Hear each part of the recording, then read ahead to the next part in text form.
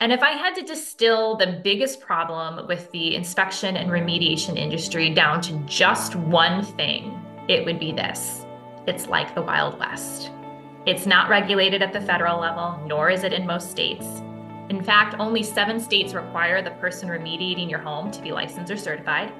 So that means in 43 states, more or less, I could go to bed tonight and wake up tomorrow and call myself a mold remediator.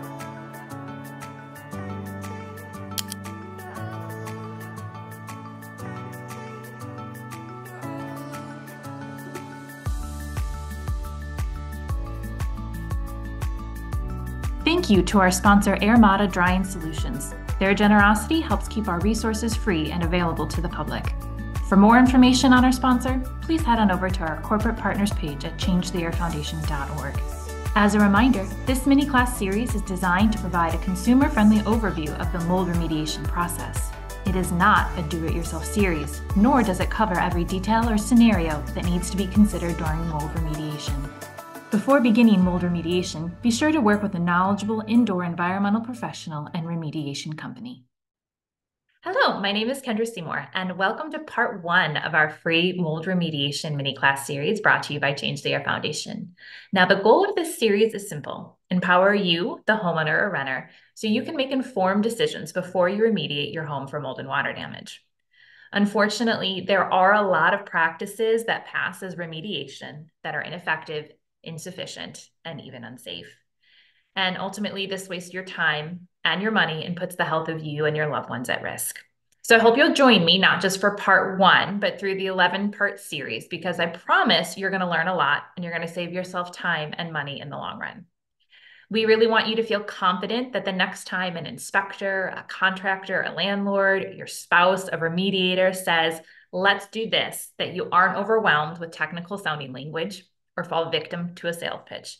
Instead, you'll be able to advocate for yourself, to understand if what they're telling you truly is what is best for you, instead of what is, easiest, fastest, or cheapest for them. That said, the most important part of this journey starts right here with part 1, where I talk about the order of operations and how to find the best IEP and remediator for your home. So let's jump right in. Where do you start? Now, one of the reasons I think that mold and water damage gets swept under the rug or ignored is because it can be really hard to know where to start, right? It can be hard to know who to trust, and it can be hard to find accurate and up-to-date information. Even some of the information on our government websites is outdated or minimal to non-existent. So let's first talk about what you don't do if you think you have a problem with mold and water damage. And the first thing is, I don't want you to panic. And I know that's easier said than done, but when we panic, we tend to make poor choices.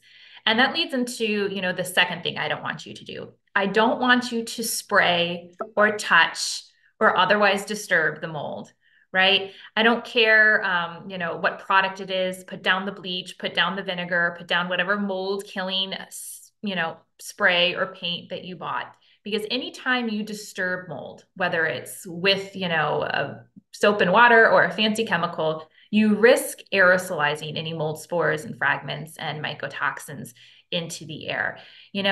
This is why safe and effective remediation has those engineering controls in place, is to minimize any of those byproducts from entering, your living space. Another thing I don't want you to do is to call a remediation company first. And I know you're probably thinking like, wait, what? Now, I'm going to make the case through the course of this class that the first call you really want to make is probably to an indoor environmental professional, or an IEP for short, and we're going to talk about why. Last, don't hire the first person you see online or the first person who can get to your house, or necessarily someone just because they have good reviews. I want you to take the time to learn about this process and to vet carefully anyone you hire. And I promise you'll save yourself, a lot of time and headaches in the long run. So let's talk about what you should do. I want you to take a deep breath. I want you to research before you react. And this mini class series, our free guides, and our other interviews at changetheairfoundation.org are a great place to get, unbiased and research-based information. So here are, the order of operations. it's important to have a plan because doing things in the wrong order at the wrong time can waste time and money. And most of us don't have endless piles of cash. So, the order of operations, it matters. Step one, now this usually involves, investigating the home for signs of mold and water damage. And typically this means hiring a knowledgeable IEP. And we're going to talk about how you can separate, the so-so IEPs from the good ones who are going to, really get to the bottom of what might be going on in the home. So step two, after you've had your, thorough inspection, if needed, you're going to vet and hire a knowledgeable remediation company. And we're going to talk about that as well. Step three, you'd perform post-remediation verification. And we actually have part 11 of our mini class series dedicated to that. So we're not going to dig too deeply into that. But that's an important step that happens, before the remediation company removes the containment and the engineering controls. You're actually going to have your IEP come back a second time, and they're going to perform that testing. And again, part 11 is going to have a lot of additional details and information about what that process looks like. So after step three, step four is you may consider, cleaning the home and the rest of the belongings, and you may need to address the HVAC or other heating and cooling systems if it wasn't addressed as part of step two. And a good IEP can help you determine, if and how those pieces need to be addressed. And then last step five is, reevaluate how you feel. And if needed, work with a knowledgeable healthcare practitioner if health symptoms persist. So if you're furiously trying to write down all these steps, I don't want you to worry because you're going to love this. We've actually put these 5 steps into a free download, which you can find by heading on over to our website at changetheairfoundation.org. You're going to click on our resource tab and then select free downloads. There you'll see actually, I think it's 12 free downloads, all available for you. Our resources, as always, are free and available to the public. I think too, if I kind of had to summarize this into like the biggest challenge we face as homeowners and renters when it comes time to hire someone is it can be really hard to separate the good companies from the bad. And this is why, the truth of the matter is you really have to learn and you have to become your own advocate because no one will care about your health or your home as much as you. But I don't want you to lose hope because that's why you're here and we've got you covered. So before we jump into finding that good IEP and that good remediation company, I want to point out some free resources that you're definitely going to want to take advantage of. So you can either take a screenshot of these websites right now, or you can pause the video and go bookmark them. But the first one is our 12 free downloads. These PDFs have been downloaded almost 15,000 times, which is amazing. And they're filled with information for you, the homeowner or renter, written in layman's terms. And they have everything on there from detailed guides and checklists to tips for hiring the right IEP and remediation company. So please check those out, download them, print them, share them, upload them to your favorite Facebook groups, okay? The second thing I want to highlight, and I've mentioned this before, is our Start Here feature. And oh man, I am excited about this. Truly, if you do nothing else, if you don't watch the rest of this series, I really hope you check out this feature. It is one of a kind, interactive feature, and it covers in detail those 5 steps I just shared, and taking you through, how to find that right IEP, through the remediation process to steps for cleaning your home and belongings. And it's step-by-step support. So you're definitely going to want to bookmark that one.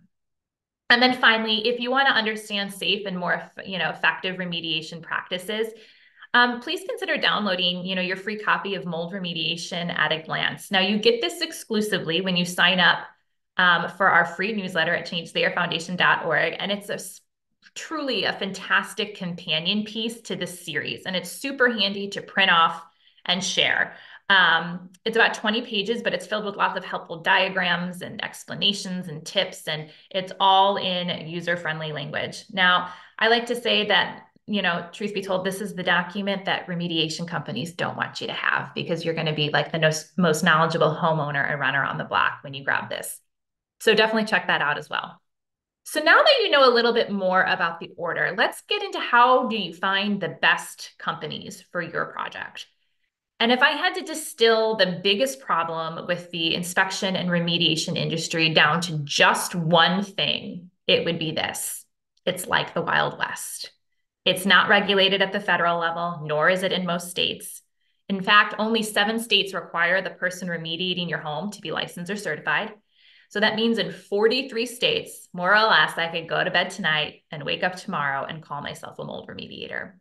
Lots of practices, as I said before, passes remediation that are ineffective, insufficient, even unsafe. And when that happens, right, you're the one left paying the price, either with your health or with your checkbook. And if you don't believe me, call 5 different companies and you're going to get 5 different solutions for your problem. So there really are, 3 key people in your remediation project. And now, before someone crucifies me, I want to give an honorable mention here to your healthcare practitioner.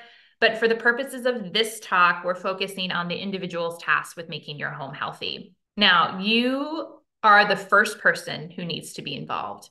Why? Because you know more about your home than anyone else. You know the history, past leaks and water issues. You know if water came in the door last summer, during a particularly bad storm. You know that your children have overflowed the toilet a few times. You know when something doesn't look right or smell right. You will notice the subtle signs of water damage before anyone else. The second person is your indoor environmental professional, and they're specifically trained to seek out, mold, water damage, and other, indoor environmental pollutants. And that's what we're going to dig into next. And then, of course, the third person is that mold remediation company, and we're also going to dig into that as well. I do want to point out that we have provided in that free download section that you can access by going to our resource tab, a download that talks about the 3 key people in a little bit more detail if you're interested in checking that out. Now, this next point is so important. I gave it its own slide. The person doing the inspection and testing of your home should be different than the person doing the remediation. Using the same person to do both is a conflict of interest and is not even actually legal in some states. And this is because the person inspecting your home should not, have a financial incentive in the size of your project. They're there to offer kind of an independent assessment of what might be going on in the home. Right? When they write their report, they're going to make suggestions that are based on what is best and safest for you, not what is easiest and fastest or cheapest for the remediation company. And if you use the same person, they could exaggerate the scope of the problem because they want to charge you more. Say, hey, here's your problem. Don't worry, I'm going to sell you the solution. But on the flip side, they could also be downplaying it to make it easier for them. We sometimes see this with rentals. The contractor will show up and say, oh, you don't have to worry about that. It's just a little bit, or it's dry, or it doesn't look like the dangerous kind of mold. I'm just going to clean this up. We don't need to actually, remediate this. And the other point, and I've started mentioning this when I talk about finding the right people for your home, please, please understand that a free estimate offered by a remediation company is not the same thing as a proper inspection done by an IEP. And I'm going to say that again. Your free estimate from the remediation company is not the same thing as a proper inspection. And I'm going to explain the differences between those in just a moment. If you get a free estimate, you are essentially getting a sales pitch to buy their services. So keep that in mind. You want them separate. So let's talk about the different IEPs. Now, there are 3 different types of IEPs. Now, types is in quotations because these are not official designations, folks. They're just 3 categories that a lot of IEPs tend to fall into. And I have to give credit to Brian Carr because he shared these categories during an interview I did with him. But type 1, this is the IEP who comes into your house for maybe 45 minutes or an hour. They look around for a bit. Most of the time is spent, setting up and taking down air testing equipment, of which, maybe they picked a few random rooms and they took some ambient air samples. They leave and they call it a day. And they say things like, you know what? The air testing will tell us if you have a problem in your home. No. We have a lot of information on some of the limitations of various testing options related to how tests are done and when. So I'm not going to cover that here, but high level air testing in that way tends to miss or downplay the issue. So air testing does have a role, but in the way it's typically done by just taking a few random samples from the center of your room is often not going to give you a great picture. So IEP number 2, this is the person that only does like maybe a visual assessment, or they rely only on tools. So what does this look like? It would look like they walk into your home. Maybe they're looking around. Maybe they even sniff the air. I've seen IEPs do this. And they proudly exclaim things like, well, I don't see anything. I don't smell mold. You're good. They typically ignore the signs of water damage because it doesn't look like mold, right? It just looks like water damage. They likely don't look in your attic or crawl space, and they probably didn't even pull out a flashlight. Or they rely maybe only on tools like moisture meters or thermal imaging. Now, these are great tools. I own these tools and I use them in my home. But they're not the end all be all. So for example, if someone is using maybe thermal imaging camera and they're scanning your home and the area is not currently wet, it will not show up on the thermal imaging camera. Thermal imaging is designed to pick up on temperature differences, that occur behind walls. And that could be from things like maybe missing insulation, could be from moisture. But folks, it's not some magic camera that like sees mold behind the wall. That would be cool, but that's unfortunately not how it works, right? And so it's a tool, but like any tool or test, it has specific limitations and it has specific purposes. And so you never want to make a determination about your home and the health of your home based on any single data point, right? It's about big picture. So that leads us to IEP number 3. This is the IEP. I call it a multi-pronged approach. And this is who you want to hire. So we're going to jump in on the next slide with information about what that person looks like. So these are kind of my 4 parts, how I kind of summarize what a good investigation looks like. And you want to think of it like a puzzle, and you need all the pieces of the puzzle to complete the picture. So what's the first thing that they would do? They're going to do a thorough investigation of the entire home. So this includes like top to bottom, attics and crawl spaces. I would advise against hiring an IEP who won't go into your attic or crawl space.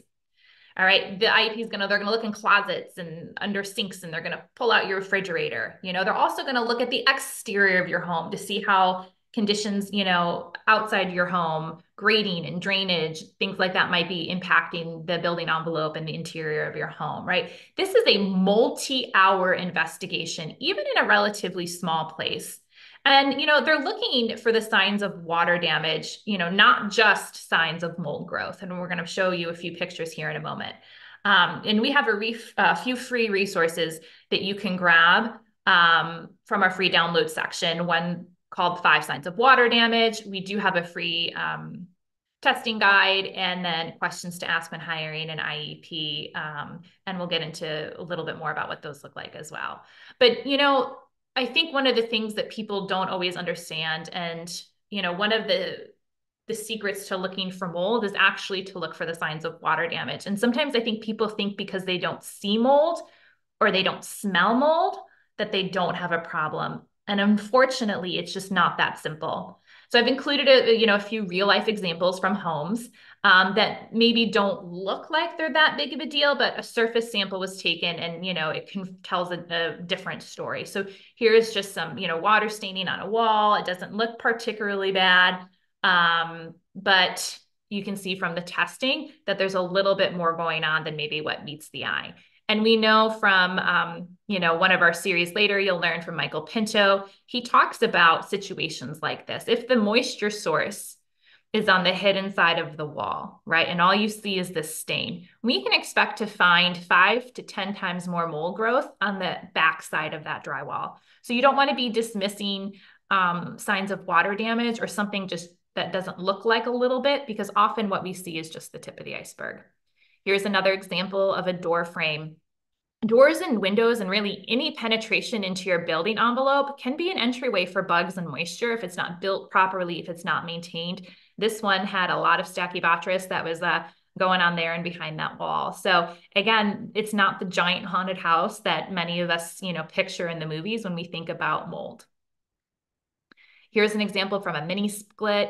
If you think about this, someone might say, oh, it's just dirty, it needs to be cleaned, but your air is blowing out. And along with it, looks like a great deal of, cladosporium. So you want to be mindful of, not just dismissing something simply because maybe it's, you think it might be dirt.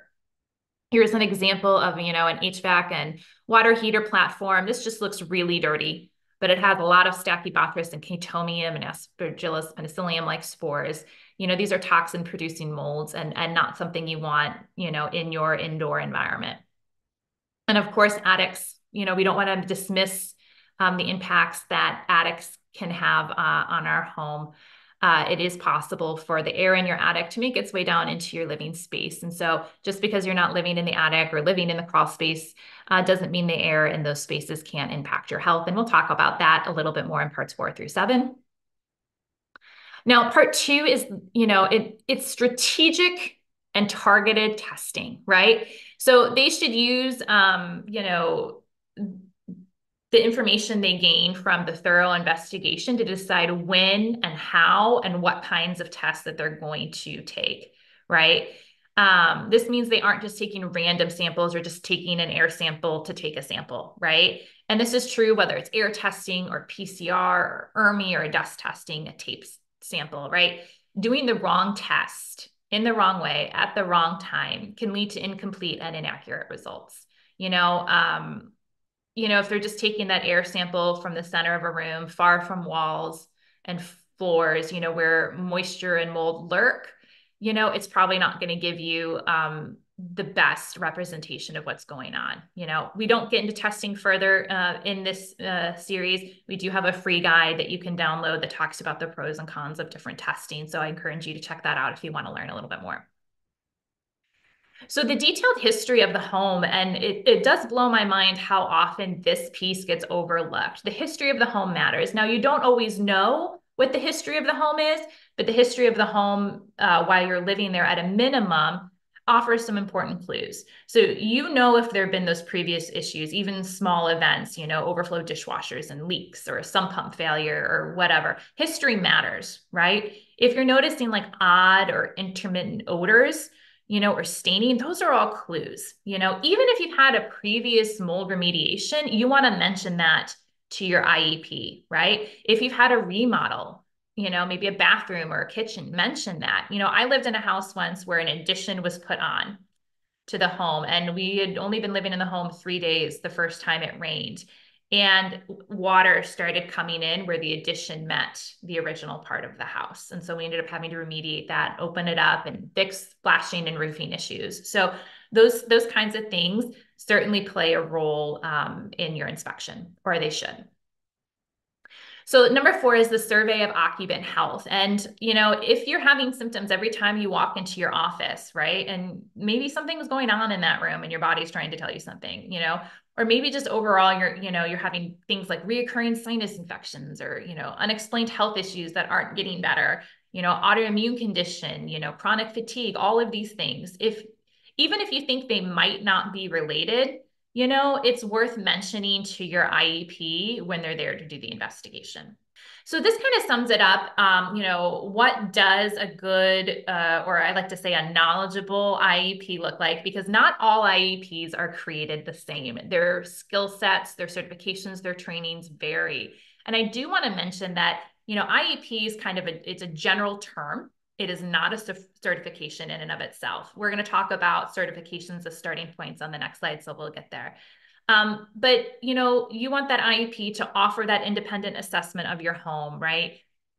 They are specifically trained to seek out sources of water intrusion and mold. This is a skill set. It is something that they're going to have to invest in learning and training and time, right?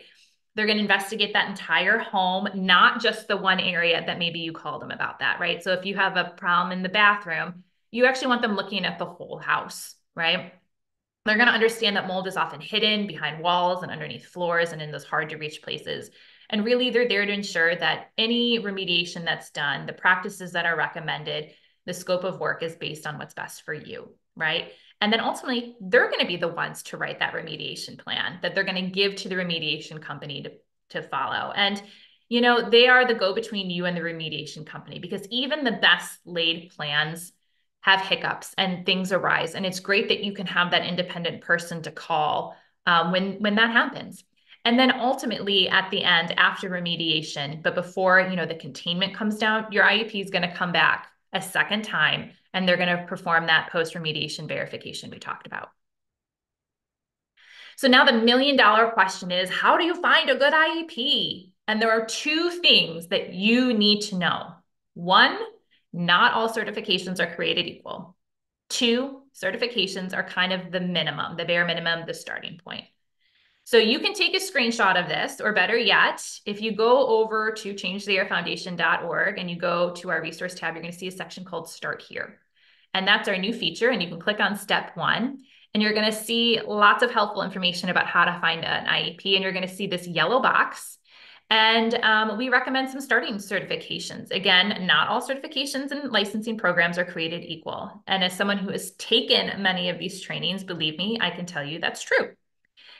In fact, I was speaking with a mom in Massachusetts, and after a series of botched remediations, her and her 17-year-old son decided to take a training course, a certification course on how to become mold remediators in their state. Basically, they now have this paper declaring that they can remediate homes. And what they did was spend 8 hours in a classroom. They never built containment or set up engineering controls. There was nothing hands-on. In fact, the mom had to explain to the teacher and the rest of the class about mycotoxins and cross-contamination. So if someone says, hey, don't worry, I'm certified, that's a perfect opportunity to ask more questions. Don't just assume that they have the knowledge and expertise that you're looking for. So all of that said, we provided the ACAC link, and you can look for a CMI, a CIE, or a CIEC certifications. Those are great places to start. You can also look at the Normie website for someone with a CMA certification. And again, this is all hyperlinked on our website under our Start Here tab, step 1. And because, as I said, those certifications, even these are just kind of a bare minimum and a starting point. When you're at our website, you can grab a free copy of questions to ask when hiring an IEP. And not only do I give you the questions to ask, I give you the answers to listen for. So between these two resources, the starting certifications and the questions to ask, you're going to be in a really good position to find an IEP who's going to really understand how to do a really proper investigation of your home. So check those out. So there are some red flags when hiring an IEP. These are on our website under that Start Here feature I told you about. So I'm not going to get into them all, but I do want to touch on a few that we haven't talked about.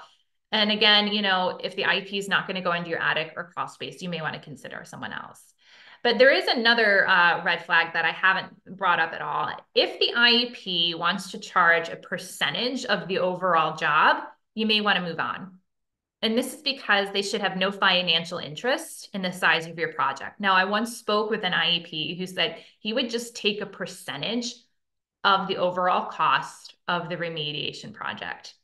No, right? That means he could, you know, exaggerate the scope of work, because the bigger your remediation bill, the bigger his payday is going to be. So they should have no financial interest in the size of your project. And if the IEP doesn't believe that mold and water damage in your attic or in your crawl space or behind walls or, you know, floors is a problem, you may want to move on to someone else, right?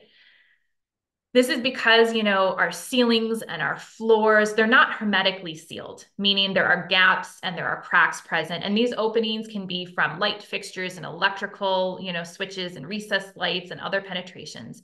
And even, you know, the gap where your drywall meets the floor can allow for movement of these particles, especially when the pressure differentials in your home changes. And that happens throughout the day. And while these openings may seem small to us, they're big enough to allow these particles like spores and fragments and even mycotoxins out into your living space. Now, further, there is a phenomenon known as stack effect, and I won't get into that now, but basically it talks about how, you know, air in the lower levels of your home can move upward, and the reverse is also true, where air in your attic can move down into your living spaces. So again, you know, use the questions that we provided to ask when hiring an IEP, and you're going to be well on your way. So let's switch gears now and let's talk about remediation. So there are different types of remediators out there. And just like there were different types of IEPs, I put types and remediation in quotes because, again, these are not official categories. These are my categories based on what I see happening every day in the industry. Now, if I had to sum up how most remediation is handled, it would be this. We treat remediation as if it's merely a cosmetic issue, not a health issue. And so that's why you're going to see things like, we're just going to tear it out and we're going to take zero precautions. David Myrick in episodes, 4 through 7 really talks about how and why that is not a good idea. Every time you disturb mold and you're ripping it out, you are sending those particles, those spores and fragments into the air. And that, oftentimes bad remediation can be worse than no remediation at all.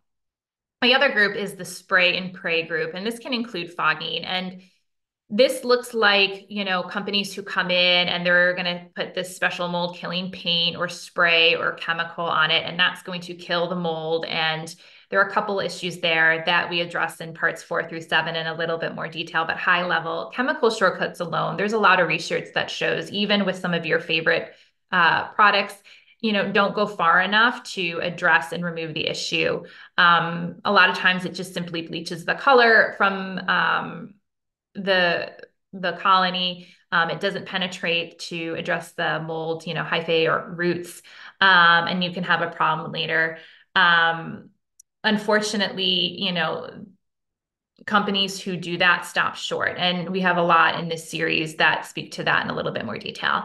Now, the next group, I call this the half-hearted attempt, and that icon is actually supposed to be an air scrubber. And this is where it gets a little bit trickier, right? They look like maybe they have some of the things in place. Maybe they're building some sort of containment, or they bring in an air scrubber and they got some sort of PPE. But unfortunately, we're talking about microscopic particles that you can't see. And so this is a little trickier for the homeowner, which is why this series exists, because it can be hard to separate this half-hearted attempt from effective and safe remediation. And that's what this series is about. Parts 4 through 7 with David Myrick talk about this. So let's get into what safe and effective remediation looks like, how you're going to find the company to do that. Now, I think what is hard is people really seem to have a hard time wrapping their head around just how crazy it is out there in the remediation industry. When you talk about remediation, and I talk about remediation, and the contractor talks about remediation, chances are we are talking about different things.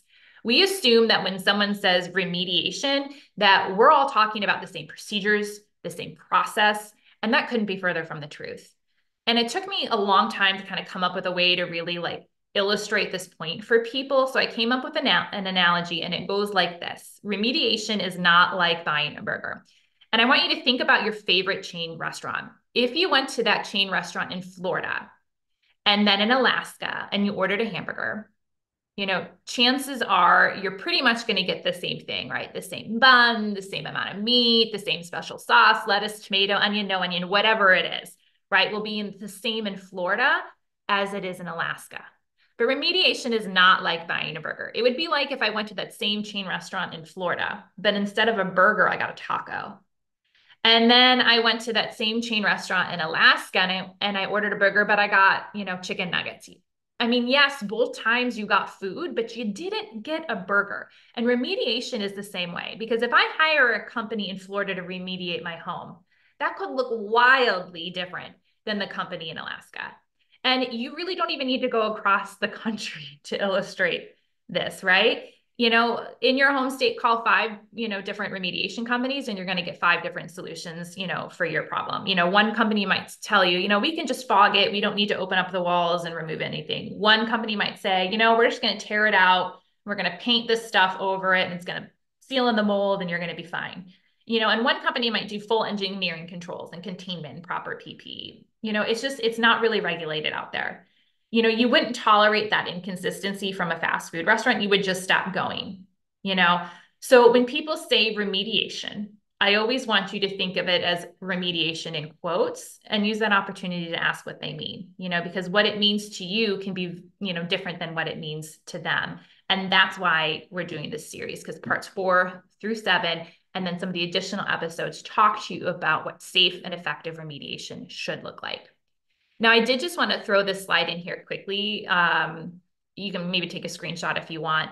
Mold remediation is about safe and effective removal. And those words that I put there, safe and effective, are important. Anyone can remediate, but can they do so safely, and can they do so effectively? That's the key. And David gets into the details of this in episode 4 through 7. But again, I wanted to pull out a few quotes from the IICRC S520 standards for mold remediation, because I think it really kind of hammers home some of the important points about what that looks like. So, the first one is it says physically removing mold contamination is the primary means of remediation. Mold contamination should be physically removed from the structure and system and contents because attempts to kill, encapsulate, or inhibit mold instead of proper source removal are generally not accurate. Later on, it talks about source removal should always be the primary means of remediation, right? These indiscriminate uses of coatings and chemicals and stuff, are going to fall short, and some of my runners love this next one: porous building materials. So drywall, insulation, ceiling tiles. With mold growth, they should be removed and discarded, right? Remediators, for those wood framing and structural components, will remove the mold growth from the surfaces. And we get into that in part 5, so I won't talk about that now, but HEPA vacuuming followed by damp wiping and wire brushing and sanding and other abrasive measures, right? So we're not going to try to salvage moldy drywall. And again, another, reiteration that mold remediation is about removal, right? Using all of these fancy solutions and stuff as a substitute for proper source removal is strongly discouraged. So just wanted to point you towards some of the mold remediation standards that are out there. So what does the mold remediation company do? Well, ideally, again, this is kind of a summary. They're going to implement the recommendations from your IEP. And we recommend that your remediator follow at a minimum the standards laid out by the IICRC S520 and can perform them accordingly. So it's not enough just to, did they take the training and read the standards? Do they actually put those into practice in their work? And remember, largely, these are optional standards for people to follow. Now, in some cases, if you're the mold sensitized client or you have other health issues, you may need to go above and beyond those standards. And part 3 and part 10 talk about what that might look like, right? Again, remediation focuses on removal and not killing. And, I think another point that I want to reiterate that we haven't talked about yet is that in their contract, your mold remediator will say that if they fail post-remediation verification by your IEP or third party, they will come back and either, re-clean or re-remediate the area at no additional cost to you. And again, I believe it's part 11 with Michael Pinto. We talk about post-remediation verification, why that is so critical, and you don't want to skip that step. But he goes into detail about what that will look like, so I'm not going to cover that here. I do want to say, though, I'm going to give one more shout out for this. If you want kind of your, remediation playbook, I want you to head on over to our website, changetheairfoundation.org, sign up for our free newsletter because you get a free copy exclusively for those on our newsletter of Mold Remediation at a Glance, which is a consumer-friendly guide to the mold remediation process. And again, it's a nice companion piece to this series. So you can print it out, you can read through it, you can take notes as you watch the series. You're going to find that incredibly helpful. So check that out. So then this leads me to, how do you find a knowledgeable remediation company? So again, 2 things are true. 1, not all certifications are created equal. And 2, certifications are a bare minimum. So just like our IEP slide, you can take a screenshot here, or you can head on over to our Start Here feature, right, which you can find under our resource tab, and you'll see this yellow box partway down. And we recommend starting with a company who follows at a minimum, the IICRC S520 standards. And we provided that link. And you can use their locator feature to find someone who is AMRT certified. And again, because certifications are just those, minimal requirements, we've provided a list of questions in a free download called Questions to Ask When Hiring a Mold Remediation Company. And we give you the questions to ask and, of course, the answers to listen for. There are lots of details in there that, we just don't have time to cover during the course of this training. So definitely download that, print it out, and check it out. You don't even need to sign up for our email to get that.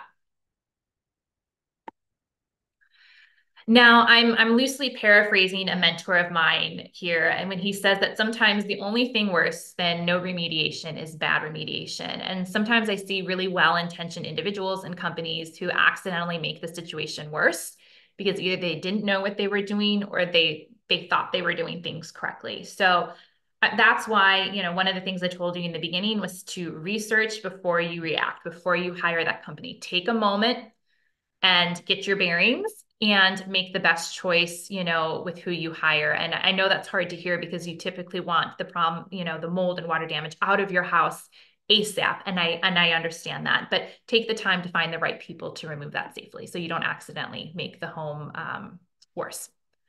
So I'm going to just take a moment here. There is a special note on remediation contracts, and that's because I really want to remind you to get everything in writing. Do not rely on verbal or email or text agreements. I would think it would be obvious that you should read the remediation contract, but so often people don't. And if it's not in the contract, they're not obligated to do it. And I can't tell you how many people I've talked to that will maybe get a verbal agreement, maybe when they're on the phone. Oh, they said they follow the S520, or maybe something in a text, and they don't bother to see if that is actually in the contract. And then what happens the day of remediation, or maybe even after, they found out that something wasn't done, according to what they thought, they agreed to. And then obviously they get upset, understandably. But the thing is, it wasn't in the contract. So you want to see things like in your contract, a diagram with specific instructions on, where the containment will go, where it will be vented, how are those materials going to be removed? How are workers moving, in and outside of containment and protecting the rest of the home from cross-contamination, right? And something that you need to think about, what happens if the mold goes beyond what was in the original scope of the work? So maybe you're remediating a bathroom and they don't realize until they get in there, maybe there's mold on the backside of, one of the walls that backs into a bedroom. And now they need to remediate that section of wall in the bedroom. So what happens? Do they stop the work? Do they set up another containment on the, other room? And so you want to have an understanding of what happens in the event that that occurs. You also want it clearly written in the contract. What's the criteria for post-remediation verification? What's the time frame in which it has to be done? Because it should clearly state, if what a pass and what a fail is, so that everyone is in agreement before the work begins. And again, I'm going to send you to part 11 of this series to get more information on that. Tips on insurance. You would be surprised how many companies aren't properly insured. So we talk about that in there. Again, free resource on our free downloads page. So definitely check that out. So red flags when hiring a remediation company, I'm not going to read all of them. They're on our website and you can see them here. But one of the things I've actually seen this from a remediator in my area, they only guarantee that post-remediation verification will pass visually. So what does that mean? They're saying the area will just look clean. No, these are microscopic particles. You want to make sure that they're actually gone. This is why you're bringing in that third party, that IEP, right? I've had this happen before. You ask a question, right, about their process, and instead of answering, they just tell you how many years they've been in the profession. Oh, I've been doing this for 30 years. Oh, I da da da da. Yeah, no, they need to be able to answer your questions. Another red flag is they're going to rely on those harsh chemicals or those shortcuts. They say things like, oh, the removal, the abrasive measure, that's the old school way. No, right? They say things like, oh, it's just a little bit of mold. It can't hurt you. Or, it's not black, so don't worry. It's dead. It can't hurt you. It's trapped behind the wall. Like all of these little myths, are red flags, right? So be mindful of that. And again, you can learn more on our website and our Start Here feature. Remediation is covered in step 2 on that feature. So I do want to take a moment to honor this, that sometimes remediation doesn't make sense or it's out of your control. This is especially true if you're a renter. You don't always have control over if the area gets addressed, how the area gets addressed, and that's hard. And sometimes people find that they either need to, move or switch to a different unit if one's available. And if you find yourself in that situation as a renter, I really want to encourage you to listen. We have a great episode with Corey Levy called The Renter's Survivor Guide to Mold. And there's a lot of great information in there that I think you'll find helpful. And even if you're a homeowner, sometimes once you get a sense of the scope of the work, maybe financially, it's just not in your wheelhouse. Maybe you don't have the emotional or physical or mental, desire to even remediate. And maybe you ultimately decide to disclose and sell. And these aren't easy decisions. And that's why a good IEP can help you really think through your unique situation and possible next steps. So there are some common mistakes, and we've touched on a few already, and I want to highlight a couple that we haven't talked about. Please don't skip that post-testing at the end. I know that it's an additional fee. You've already spent a lot of money, but that's precisely why I want you to do it. I want you to protect your investment and protect your health, because the truth of the matter is even good remediation companies fail post-testing sometimes. These are microscopic particles, right?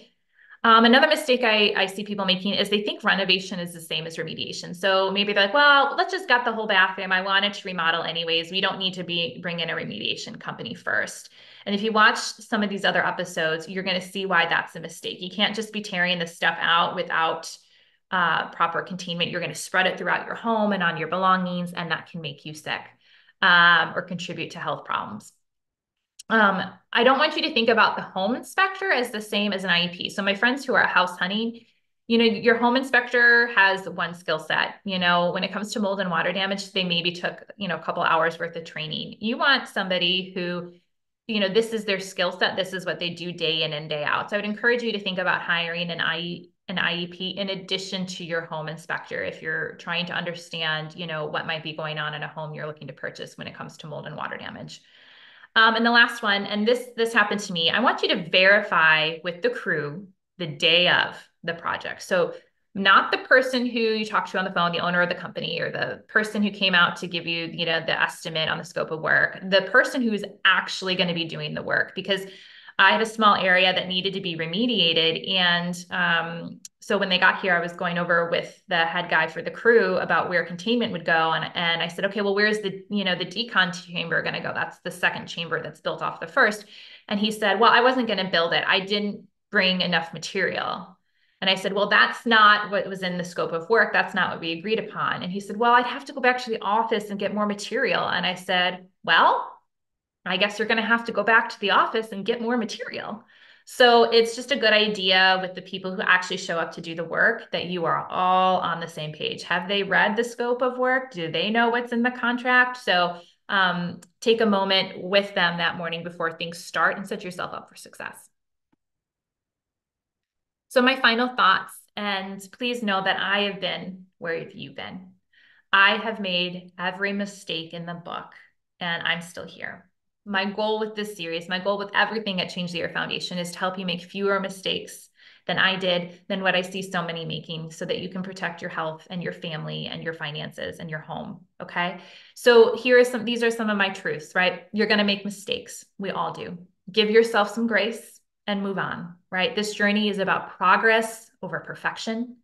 And, ultimately at the end of the day, no one's going to care about your health or your home as much as you, which is why it's so important to me that you learn to become your own advocate. And our resources are available to you for free, so you can do just that. So again, you can grab, if you didn't the first time, here's a screenshot of those resources I recommend. We have those 12 free downloads. We have our Start Here interactive feature. And we have our mold remediation at a glance guide that you can grab for free when you sign up for our newsletter. And if you, found this information helpful, I hope you'll join us for the rest of this series, because we're going to bring back Michael Pinto, David Myrick, Jessica McQuaid, and more. And we're going to cover everything from proper PPE to engineering controls and HVAC systems and cleaning the rest of your home and belongings. And if you want to make sure you don't miss another episode as it drops, head on over to changetheairfoundation.org and sign up for our newsletter, because it really is the best way to get great information like this directly to your inbox. Thanks so much. We'll see you next time.